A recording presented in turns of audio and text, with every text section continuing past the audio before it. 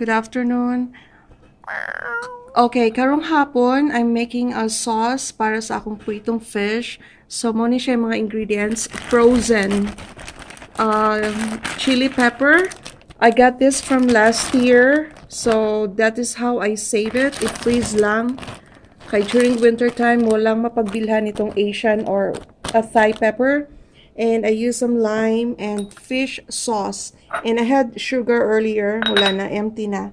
So, kanin siya. This is our mix now. Usually, I just copy this from my Thai friends.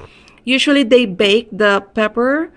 Pero ako, I just did it raw for a change. So, I have all the mixed here. I put a little sugar, as what I've said, sugar, lime, and fish sauce. And then just taste as you go. And the plan here is to duk more. Is to make it so tiny.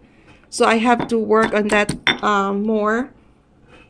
And that is a perfect dip for, if you guys like spicy, it's a perfect dip for any, whatever you have, because I like, even in my rice, I put a little of this para mas appetizing ang kanin. So, I'm showing you only this.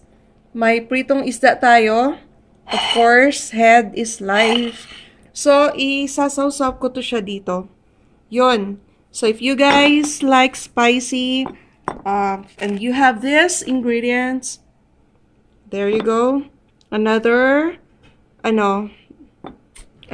way of making a sawsawan. If there is a calamansi, guys, that's so perfect.